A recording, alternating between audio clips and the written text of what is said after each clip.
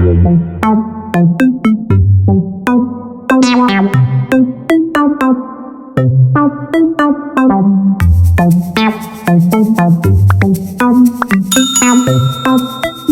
पढ़ाई नहीं रुकेगी कि हमारे ऑनलाइन लर्निंग प्लेटफॉर्म पर आज हम कक्षा 8वीं के गणित विषय की एक और बेहतरीन लर्निंग लेकर उपस्थित हैं।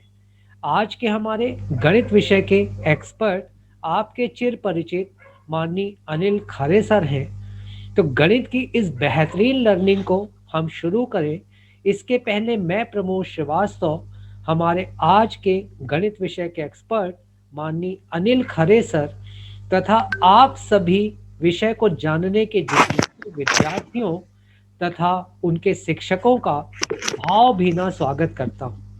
अब पढ़ाई नहीं रुकेगी कि अपने स्लोगन के साथ आइए कक्षा 8वीं के गणित विषय की इस बेहतरीन लर्निंग को हम प्रारंभ करें और इसके लिए सम्मान के साथ आमंत्रित हैं माननीय अनिल खरे सर।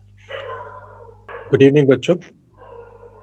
आज हम जो है वर्ग और वर्गमूल के चैप्टर में सबसे पहले भाग विधि के द्वारा वर्गमूल ज्ञात करना सीखेंगे। पिछली कक्षाओं में हमने वर्ग वर्गमूल पर काफी चर्चा की है। भाग का आज हम ये चर्चा करने के बाद में घन और घनमूल की बात करेंगे। तो सबसे पहले हम एक टेबल के द्वारा इस बात को समझने की कोशिश करते हैं। मैंने ये एक चार्ट बनाया है, आप देखें कि संख्या 10 है हमारी, 10 का वर्ग 100 होता है, ठीक है ना। और फिर इसके बाद में 21 का वर्ग 961 है। आप देखें कि संख्या 10 का वर्ग जो 100 है ये 3 अंकों की संख्या है। 10 के पहले संख्या 9 है जो उसका वर्ग 81 होता है, ठीक है ना। और 81 2 अंकों की संख्या है। 9 के ठीक बाद 10 आता है, तो 10 का वर्ग 100, मतलब पहली सबसे छोटी 3 अंकों की संख्या जो कि वर्ग है वो 100 हो गई। फिर से समझें कि 9 का वर्ग 81 2 अंकों की संख्या थी, ठीक है। और 81 के बाद में अगली वर्ग संख्या 100 है। क्यों अगली वर्ग संख्या है? क्योंकि 9 के बाद अगली संख्या 10 है। 9 के बाद अगली संख्या 10 है और 9 का वर्ग 81 और 10 का वर्ग 100, तो इसलिए 100 सबसे छोटी 3 अंकों की पूर्ण वर्ग संख्या हो गई, ठीक है। अगली संख्या यहाँ आप देखें 31 लिखा है और 31 का वर्ग 961 है, ठीक है ना। और 31 के ठीक बाद क्या आता है? 32। तो 32 का वर्ग 1024 है। 1024 4 अंकों की संख्या है, ठीक है। और 32 के ठीक पहले 31 आता है और 31 का वर्ग 961 है। तो मतलब ये हुआ कि सबसे बड़ी 3 अंकों की पूर्ण वर्ग संख्या जो है 961 है। क्यों 961 है? क्योंकि 31 के बाद ठीक 32 आता है और 32 का वर्ग करने पर हमें 4 अंकों की संख्या मिलती है और इसके ठीक पहले ही हमें जो मिलने वाली पूर्ण वर्ग संख्या है वो 3 अंकों की 961 है, ठीक है। इसका मतलब, और वो किसका किसका वर्ग है? 31 का। इसीलिए 3 अंकों की सबसे बड़ी वर्ग संख्या जो हुई 961 हुई और 3 अंकों की सबसे छोटी पूर्ण वर्ग संख्या 100 हुई, ठीक है। अब इसके बाद में 32 में 4 अंक आ गए, 4 अंकों की ये सबसे छोटी संख्या होगी क्योंकि 4 अंकों की पूर्ण वर्ग संख्या की शुरुआत यहाँ से हो रही है, क्योंकि 31 के ठीक बाद 32 आता है और 31 का वर्ग 961 है, 32 का 1024 है। तो 4 अंकों की सबसे छोटी संख्या जो कि पूर्ण वर्ग है 1024 हुई। 2 अंकों की सबसे बड़ी संख्या 99 है और 99 का वर्ग 9801 है, ये भी 4 अंकों की संख्या है, ठीक है ना। और 100 के 99 के बाद में क्या आ जाएगा? 100 आएगा और 100 के वर्ग में कितने शून्य होंगे? क्योंकि 100 में 2 अंक है तो उसके वर्ग में 4 अंक हो जाएंगे और 100 के वर्ग जो 10,000 होगा वो 5 अंकों की संख्या है। इसलिए 4 अंकों की सबसे बड़ी संख्या पूर्ण वर्ग संख्या 9801 हो गई। यह चर्चा हमने इसलिए की। अब यहाँ देखें 100 3 अंकों की संख्या है और उसका वर्ग 2 अंक, वर्गमूल 2 अंकों में है। हमने जाना था कि अगर 10 का वर्ग 100 है तो 100 का वर्गमूल 10 है। पिछली कक्षा में हम चर्चा कर चुके हैं। ठीक इसी तरह से 31 का वर्ग 961 है तो 961 का वर्गमूल 31 है। 32 का वर्ग 1024 है तो 1024 का वर्गमूल 32 है। इसी तरीके से 99 का वर्ग 9801 है तो 9801 का वर्गमूल 99 है। जो हमने पिछली कक्षा में चर्चा कर चुके हैं कि वर्गमूल जो है वर्ग ज्ञात करने की विधि का उल्टा है, विपरीत मतलब उल्टा प्रोसेस है ना, ठीक है। तो यहाँ एक बात हो गई कि 100 जो कि 3 अंकों की पूर्ण वर्ग संख्या है, उसका वर्गमूल 10 है, ठीक है। अगर मैं इसके आगे शून्य लगा दूं यहाँ पर और 4 अंक हो जाएंगे हमारे पास 0 1 0 0। और ऐसा करने से क्या होता है कि मैं अगर इसके पेयर बनाऊं, जोड़े, तो मेरे पास 2 जोड़े बन जाते हैं, ठीक है ना। पहला जोड़ा 0 0 को लेकर, दूसरा 0 1 को लेकर। तो इसी तरीके से 961 पे भी किया जा सकता है। अब जब यहाँ पर मैंने पेयर बनाए तो पेयर कितने बने, 2 बने, ठीक है। तो उसका हम इस चीज का उपयोग क्या करने में कि जितने पेयर बनेंगे वर्गमूल में उतने अंक होंगे। यानी पूर्ण वर्ग संख्या जब दी होगी आपको और उसका वर्गमूल निकालना है, तो इसके द्वारा हमें ये पता चल जाएगा कि वर्गमूल में कितने अंक होंगे। पूर्ण वर्ग संख्या के जितने पेयर बनेंगे उतने अंकों की वर्गमूल में संख्या होगी। अगर पूर्ण वर्ग संख्या 3 अंकों की है तो उसके बाएं बाजू में सबसे बाएं तरफ शून्य लगा दीजिए, जिससे उसका मान भी नहीं बदलेगा और आपके 2 पेयर बन जाएंगे। तो सॉरी तो जितने पेयर बनेंगे वर्गमूल में उतने अंक होंगे।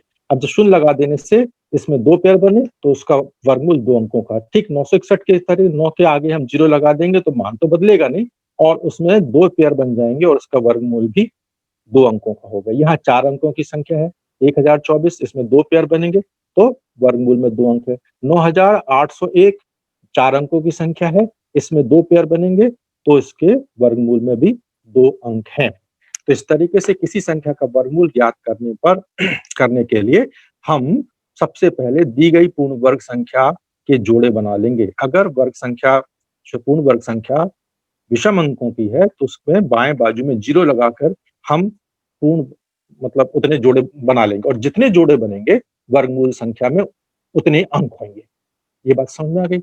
इसलिए यहाँ लिखा है कि सो 100 is the smallest 3 digit perfect square number. 100 is the smallest 3 digit perfect square number. 961 is the greatest 3 digit perfect square number, and 1024 is the smallest 4 digit perfect square number, and 9801 is the greatest 4 digit perfect square number. ये clear हो जाएगा। तो सबसे पहले हमको जब भाग विधि के द्वारा किसी संख्या का वर्गमूल ज्ञात करना है तो सबसे पहले हमें उसमें उस संख्या के जोड़े बनाएंगे। अगर विषम अंकों में संख्या है, विषम अंकों में संख्या 3 अंकों में, 5 अंकों में, 7 अंकों में संख्या है तो बाएं बाजू में जोड़े 0 लगाकर हम सब में बना लेंगे और उससे जितने जोड़े बनेंगे उस संख्या के वर्गमूल में उतने ही अंक होंगे। पहली बात आ गई। अब हम भाग विधि द्वारा वर्गमूल ज्ञात करने के लिए एक उदाहरण लेकर इस बात पर चर्चा करता हूँ। सॉरी। जैसे मैं निकालना चाहता हूँ वर्गमूल 529 का। 529 3 अंकों की संख्या है तो हमने क्या किया, बाएं बाजू में शून्य लगा लिया और इस तरीके से 2 जोड़े बन गए, संख्याओं के 2 पेयर बन गए। तो इस संख्या के वर्गमूल में 2 अंक होंगे, ठीक है।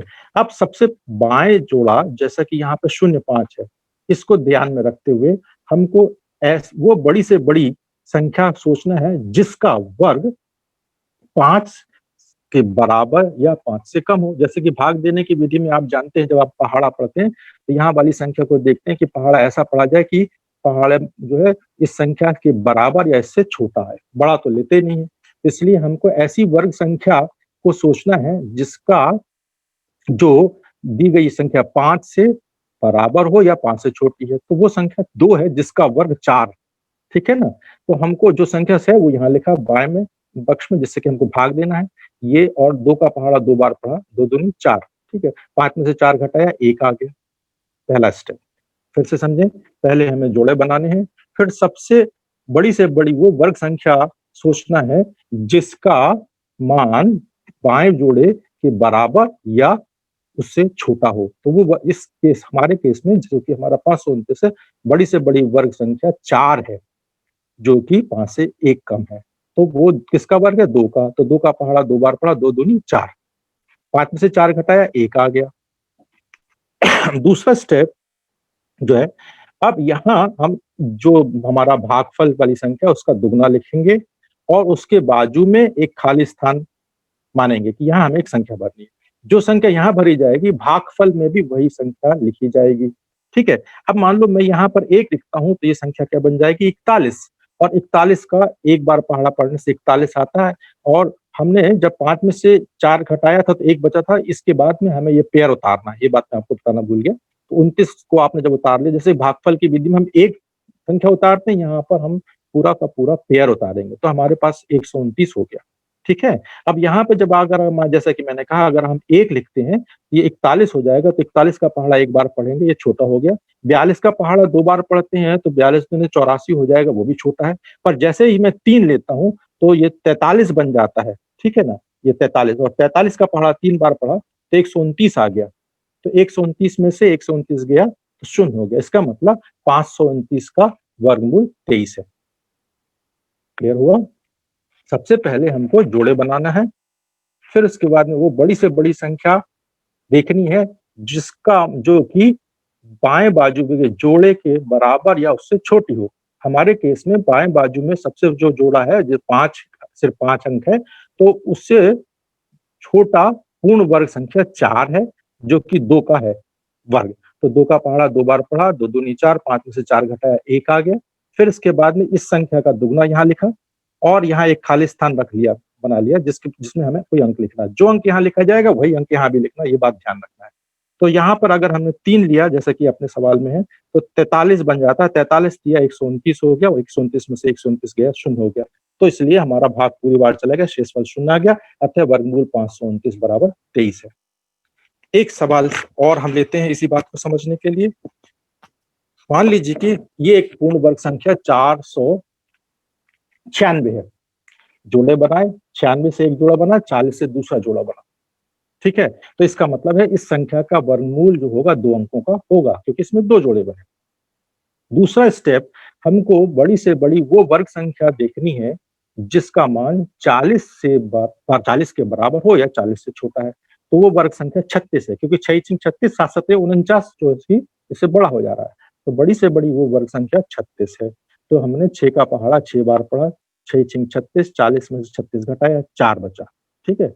अब इस 6 का अगले स्टेप में हम डबल करेंगे, मगर यहाँ इसके बाद में जब हमने दूसरा जोड़ा उतार दिया, यानी क्या हुआ हमारा 96, 4 से इस फल बचा था, 96 उतार दिया तो 496 हो गया। ठीक है? 6 का दुगना कर दिया, 12 हुआ। यहाँ एक खाली स्थान की कल्पना कर ली, और यहाँ भी खाली वही संख्या लिखनी है। अब यहाँ पर अगर 1 लिखोगे तो 121, 1 का पहाड़ा एक बार 121 छोटा पड़ेगा। 122 का करेंगे तो वो भी हमारी संख्या जो होता है 122 का 244 हो जाएगा, कम हो जाएगा। और अगर हम 23 लेते हैं, 123, तो 123 या 369 हो रहा है, वो भी कम हो रहा है। तो हमने जैसे ही यहाँ पर 4 लेते हैं, तो 124 चौके, तब देखो 4 चौके 16 के 6 हांसला 1, 6 चौको 4 चौके 16 के 6 हांसला 1, 4 दूनी 8, 1 9, और 4 एकम 4। तो ये शून्य आ गया, तो शेषफल पूरी बार चला गया। इसका मतलब है कि 4096 का वर्गमूल 64 है। भाग विधि से एक सवाल पक्का आता है, तो ये बात यहाँ पर स्पष्ट हो जाएगी। तो इस तरीके से वर्ग और वर्गमूल का अध्याय हमारा यहाँ पे खत्म हो जाता है, जिस पे हमको पिछली क्लास में हम चर्चा कर रहे थे। आज जो हमको चर्चा करनी है वो है हमें क्यूब यानी घन पर चर्चा करना चाहिए। पिछली क्लास में हमने चर्चा करी थी कि वर्ग क्या है। ठीक है? तो ज्यामितीय अवधारणा देखी थी कि जब किसी चतुर्भुज की संलग्न भुजाएं बराबर हों, संलग्न भुजाएं बराबर हो और उनके बीच का कोण जो है 90 डिग्री का हो, तो वह चतुर्भुज जो है वर्ग होगा। और वर्ग की चारों भुजाएं बराबर होती हैं। क्षेत्रफल का सूत्र जो है लंबाई गुणा चौड़ाई होता है, चूंकि वर्ग में चारों भुजाएं बराबर होती है, इसलिए लंबाई लंबाई का गुणा कर दो, या जो भी भुजा गुणा भुजा कर दिया जाता है। और वर्ग क्या होता है? किसी वर्ग जो है किसी क्षेत्रफल की गिनती को बताता है, यानी किसी क्षेत्रफल को निकालना है तो वहां हम वर्ग बताते हैं कि उसमें कितने वर्ग बनेंगे। ठीक इसी तरीके से आयतन अगर आपको पता करना है तो आयतन में हम घन गिनते हैं। घन क्या है? ऐसी आकृति है जिसमें कि लिखा भी है, cube is a solid figure which has all it's sides equal, जिसकी तीनों भुजाएं, तीन लंबाई चौड़ाई और ऊंचाई तीनों बराबर हो जाए, तो वह हमारी जो आकृति होगी वो या सॉलिड जो होगा वो क्यूब कहलाएगा, यानी घन कहलाएगा। ठीक है? तो घन की गिनती आयतन को बताती है। दूसरे शब्दों में जब हमें किसी स्थान का आयतन बताना हो तो हम उसके अंदर घनों की गिनती करती हैं। घनों की गिनती ही उसका आयतन होता है। इसलिए क्षेत्रफल में हमेशा वर्ग लग के बात बताते हैं कि वर्ग सेंटीमीटर, वर्ग मीटर वगैरह वगैरह, और यहाँ पर घन सेंटीमीटर और घन मीटर आए। ठीक है।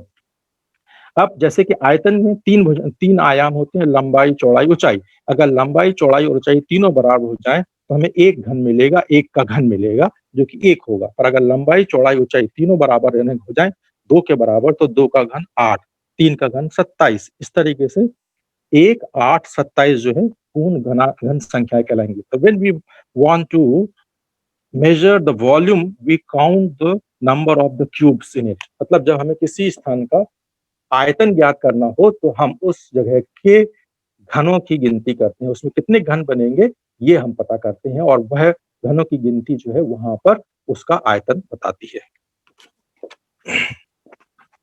अब एक विचार हम करते हैं। जैसे मान लीजिए कि ये प्रश्न है कि how many cubes of side 1 centimetre will make cube of side 2 centimetre. मतलब 1 सेंटीमीटर भुजा वाले जो घन, कितने घन मिलके 2 सेंटीमीटर भुजा वाले घन बनाएंगे। 1 सेंटीमीटर वाले कितने घनों की संख्या मिलकर 2 सेंटीमीटर वाले घन बनाएंगे। तो देखो ये एक चित्र बना हो जिसमें लंबाई 1, चौड़ाई 1 और ऊंचाई 1, तो ये 1 घन सेंटीमीटर हो गया। मगर अगर लंबाई 2, चौड़ाई 2 और ऊंचाई 2 हो जाए तो लंबाई गुणा चौड़ाई गुणा ऊंचाई 8 हो जाएगा। तो ये देखिए 1, 2, 3, 4, 5, 6, 7, 8, 8 घन बन रहे हैं। तो इसलिए हमें 8 घन, 8 1 सेंटीमीटर भुजा के घन मिलकर जो है 2 सेंटीमीटर भुजा वाले घन को बनाएंगे। ये बात हुई, है ना। तो संख्या 1, 8, 27, क्योंकि 3 का 9 तिया 27, 4 चौके 16 चौके 64। तो इस तरीके से 1, 8, 27, 64, 125 वगैरह, इनको हम जो है बोलेंगे these are called perfect cube और क्यूब नंबर्स। इनको हम पूर्ण घन संख्याएं कहेंगे। पिछली क्लासों में हमने जो है वर्ग पर कुछ इंटरेस्टिंग पैटर्न पढ़े थे। आज हम घन पर भी देखेंगे, और ये पैटर्न इंटरेस्टिंग इस सेंस में भी है कि इनके द्वारा जो है गणितीय अवधारणा बड़ी रोचक हो जाती है। अब देखें, जैसे जब संख्या 1 है तो 1 बराबर 1 है, और 1 का घन भी 1 है। ठीक है। आपको याद होगा हमने चर्चा की थी कि पहली n विषम संख्याओं का योग, पहली n विषम संख्याओं का योग n का वर्ग होगा। मतलब पहली 2 विषम संख्याओं का योग 2 का वर्ग होगा। पहली 2 विषम संख्या क्या थी? 1 और 3। 1 और 3 को जोड़ तो 4, तो वो 2 का वर्ग होगा। संख्या कितनी? 2। कौन कौन सी? 1 और 3। तो 2 विषम संख्याओं का योग 2 का वर्ग, 3 विषम संख्याओं का योग 3 का वर्ग, 1, 3 और 5, 5, 3, 8 और 1, 9। तो 9 जो है 3 का वर्ग है। यहाँ पर भी हम विषम संख्याओं से घन को कनेक्ट कर रहे हैं। वो क्या है? जैसे पहली विषम संख्या 1 है तो 1 का घन 1 ही है। अब देखिए दूसरी विषम संख्या 3 है और तीसरी 5 है, तो दूसरी और तीसरी विषम संख्या मिलके 8, 5, 3, 8 है, जो कि 2 का घन है। तो मतलब यहाँ देखिए पहली विषम संख्या 1, वो 1 का घन, दूसरी 2, दूसरी और तीसरी, दूसरी 2 विषम संख्याओं का योग 2 का घन, तीसरी 3, ये तीसरी है, देखो पहला, दूसरा, तीसरा, चौथा, तो 7, 9, 11 है ना। ये 3 विषम संख्या मिलकर 27 बना रही है 3 का घन। तो फिर 13, 15, 17, 19, 4 विषम संख्याओं का योग 4 का घन। देखें, एक विषम संख्या 1 का घन, 2 विषम संख्या 2 का घन, 3 विषम संख्या 3 का घन, 4 विषम संख्या 4 का घन, 5 विषम संख्या 5 का घन। तो अगर आपको 10 के घन में पता करना हो कि कितनी विषम संख्या है, तो वहां पर 10 विषम संख्याएं मिलके का योग जो है 10 का घन बनेगा। ठीक है, पहला पैटर्न। तो दूसरी चीज, मतलब आप अगर ये इस चीज को देख लें कि 5 विषम से घन संख्या सतत है, तो आपको वहां पर जल्दी से आप उसका आंसर पता कर सकते हैं। ठीक है। अब दूसरा देखें कि 2 का घन ऋण 1 का घन, 2 सतत संख्याओं के घन है का अंतर, 2 सतत संख्याओं के घनों का अंतर, तो वो कितना आ रहा है? 1 गुना 1 धन जितनी संख्याएं हैं, ठीक है, 2 और उनका गुणा। देखो 2 और 1, 2 और 1 का गुणा किसके साथ में? 3 के साथ। हमेशा 3 आता रहेगा, यहाँ पर संख्याएं बदलेंगी। देखो 2 और 1 संख्या है तो 2 गुणा 1, और 1 और 3 यहाँ सदा आता रहेगा, आप याद रखना है ना। 1 धन 2 गुणा क्या हो जाएगा? 1 और 3।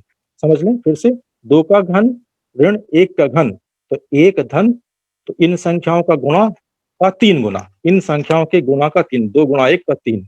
दूसरी देखें, 3 का घन ऋण 2 का घन, तो 1 कॉन्स्टेंटली, और फिर 3 और 2 का गुणा का 3 गुना, 3 और 2 का गुणा का 3 गुना, 4 का घन ऋण 3 का घन, तो 1 तो कॉन्स्टेंटली आएगा, फिर इन संख्याओं के गुणा का 3 गुना, तो ये 4 और 3 का 3 गुना।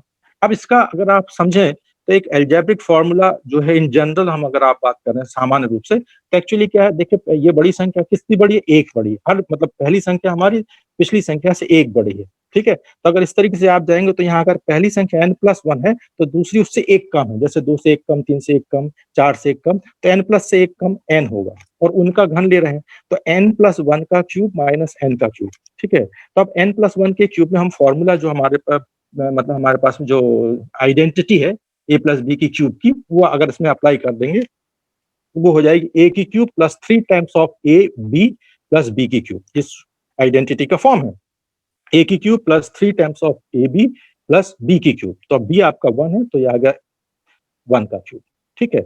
और ये वाला n का क्यूब ये है। अब पहला है और ये n का क्यूब घट गया, कट गया, तो आपके के पास क्या बचा, 1 की क्यूब 1 है, ये 1 कॉन्स्टेंटली आता रहता है, और ये जो 3 जो आ रहा है वो ये 3, और ये देखो संख्याएं हैं कौन कौन सी, n+1 और n, तो n+1 और n का गुणा, मतलब किन्हीं भी दो सतत संख्याओं के मतलब दो सतत संख्याओं के अंतर, घन का अंतर, दो सतत संख्याओं के घन का अंतर हमेशा 1 धन 3 गुणा उन संख्याओं का गुणा होगा, 3 गुणा उन संख्याओं का गुणा, 3 गुणा उन संख्याओं का गुणा।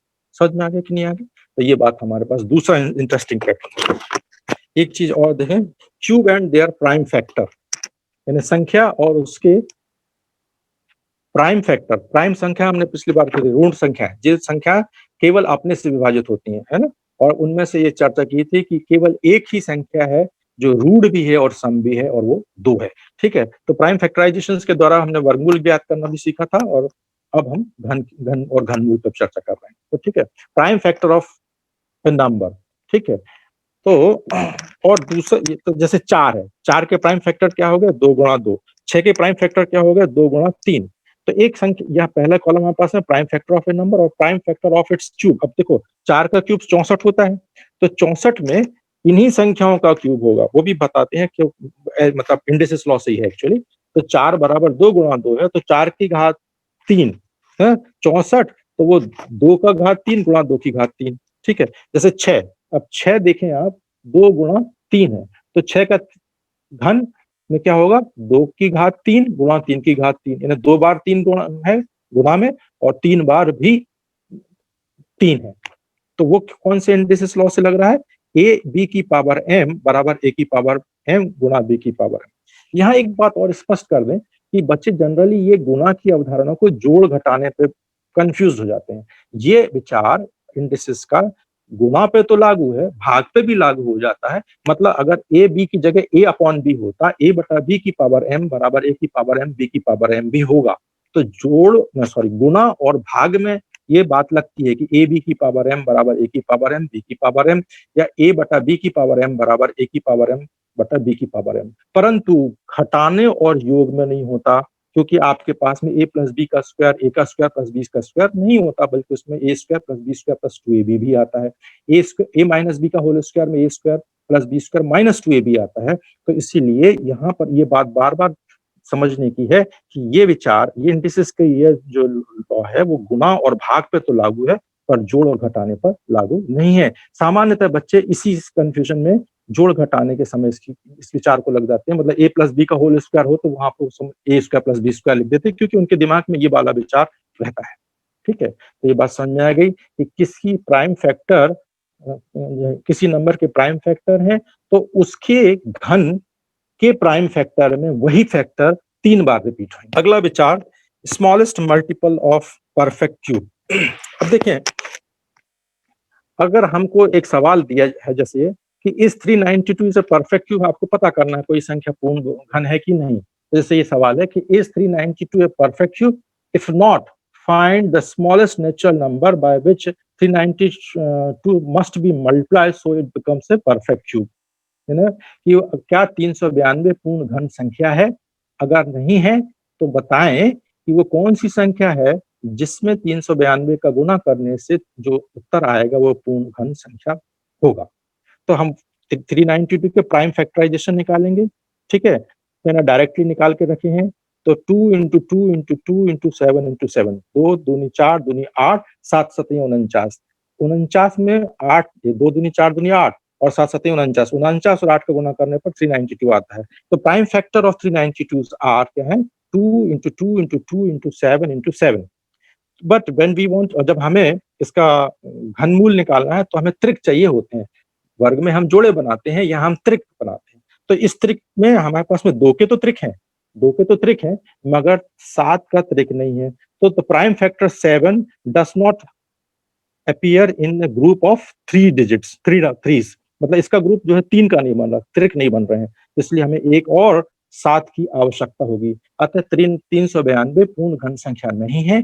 392 में 7 का गुणा करने से यह पूर्ण घन संख्या बन जाएगी। इस तरीके से प्रश्न अगर जैसा कि पूछा जाए कि वह छोटी से छोटी संख्या पता करिए जिसका 392 में गुणा करने से यह पूर्ण घन बन जाएगी, तो उत्तर है 7। वह उत्तर हमारे पास में आ गया कि the prime factor of 7 does not appears in A group of 3।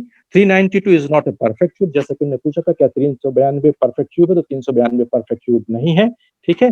और उसमें 7 का गुणा करने से वो परफेक्ट क्यूब हो जाएगा। तो जो स्मॉलेस्ट नंबर है, जो सबसे छोटा नंबर है जिसको इसमें गुणा करने से पूर्ण घन बन जाएगी, वो 7 है, ठीक है।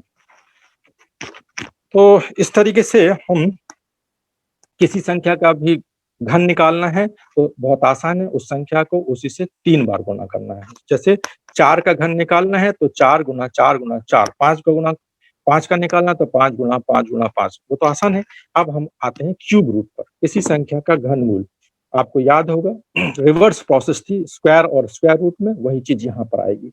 1 का घन 1 होता है तो घनमूल 1 का 1 होगा, यानी 1 का घन 1 है तो 1 का घनमूल भी 1 है। दूसरा उदाहरण समझ लें, 2 का घन 8 है तो 8 का घनमूल 2 है। 3 का घन 27 है तो 27 का घनमूल 3 है। फिर इसी तरीके से 4 का घन 64 है तो 64 का घनमूल 4 है। 5 का घनमूल 125 है तो 125 का घनमूल 5 है। तो क्यूब रूट थ्रो, अच्छा चलिए ये हो गया। तो इस तरीके से हम ये समझ में आएगा कि जब किसी संख्या का घन दिया है तो उसका घनमूल उल्टा प्रोसेस है, मतलब 2 का घन 8 है तो वही बात होगी कि 8 का घनमूल 2 है, ठीक है। अब प्राइम फैक्टराइजेशन मेथड से हम किसी संख्या का घनमूल निकालेंगे तो वही विधि है जैसा कि वर्गमूल निकालने की विधि थी। हम प्राइम फैक्टर करेंगे, वर्गमूल में निकालते समय हम जोड़े बनाते थे, यहाँ हमें त्रिक बनाते हैं, ध्यान रखें। और परीक्षा में उत्तर के समय भी कई लोग बोलते 3 के जोड़े नहीं बन रहे, जोड़ा कभी भी 3 का नहीं होता, 3 के त्रिक होते हैं, ठीक है, समझे।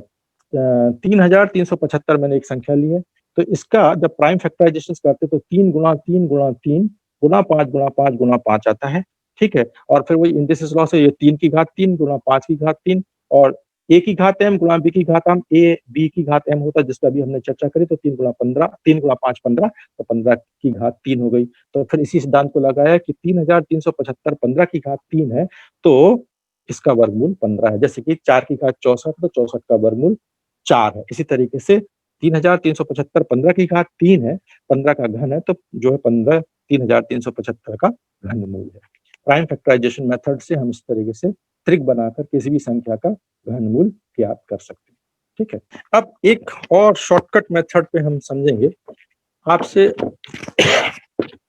चर्चा के दौरान हमने देखा था कि जब हमको किसी संख्या का वर्ग निकालना होता था या वर्गमूल की चर्चा कर रहे थे तो हम वहाँ जोड़े बना रहे थे। अभी हमने भाग विधि में जोड़े बनाए थे, ठीक है। यहाँ हम क्या करेंगे, त्रिक देखेंगे, 3 के बनाएंगे। जैसे इकाई, दहाई, सैकड़ा, हजार, 1000, लाख, 8,57,375 ये हमारी संख्या है। इस संख्या का हमको घनमूल निकालना है। मैंने सरल शब्दों में आसानी से समझने के लिए पूर्ण घन संख्या पहले से ले रखी है, ठीक है। ये एक संख्या है तो टेक एनी क्यूब नंबर, जैसे कि मैंने लिया क्या 8,57,375।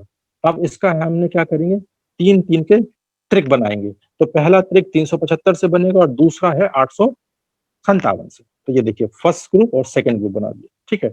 5 के पहाड़े में आप देखें कि 5, 10, 15, 20, 5 का 3 बार गुणा है, 5 25 पंचे 125, तो 15 का भी करेंगे, 25 का करेंगे, इकाई अंक 5 ही आता है। तो that is what here. Now see we can estimate the cube root of a given number. इस नंबर का हम जो है क्यूब रूट को एस्टिमेट करना, मतलब उसका आकलन कर पाएंगे कैसे। देखिए फर्स्ट ग्रुप क्या हमारा 375 है, सेकंड है ना, वो जो फर्स्ट ग्रुप है इकाई अंक देगा, इसके इससे हमको इकाई अंक मिलेगा, इससे दहाई अंक मिलेगा, ठीक है।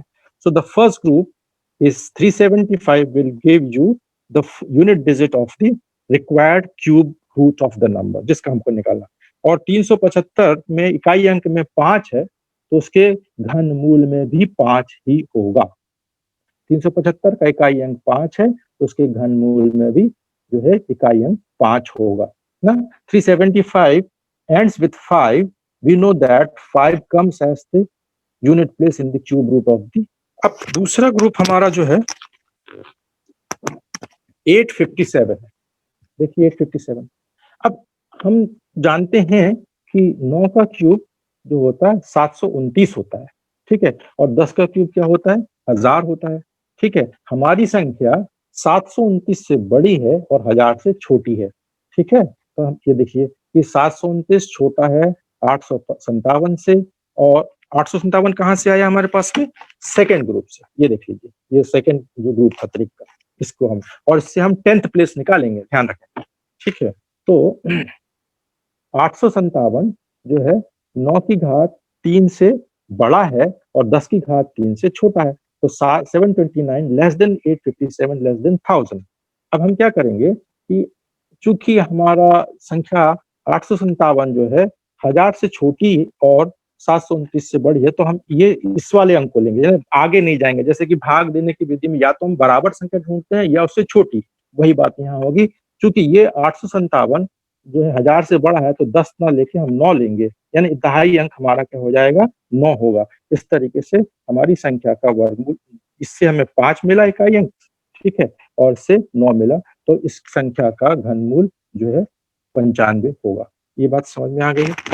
अब इसके बाद में कुछ क्वेश्चन चाहे तो आप एक्सरसाइज पे देख सकते हैं। एक चीज और हम जो चर्चा करेंगे, वो जैसा एक सवाल हमने किया था कि इस पर ये वाला प्रश्न जो था कि what should be multiplied by this 3792 so it becomes a perfect cube, मतलब 392 क्या पूर्ण घन संख्या है, अगर नहीं है तो वह न्यूनतम संख्या बताएं जिससे इसमें गुणा करने पर पूर्ण घन संख्या बन जाए।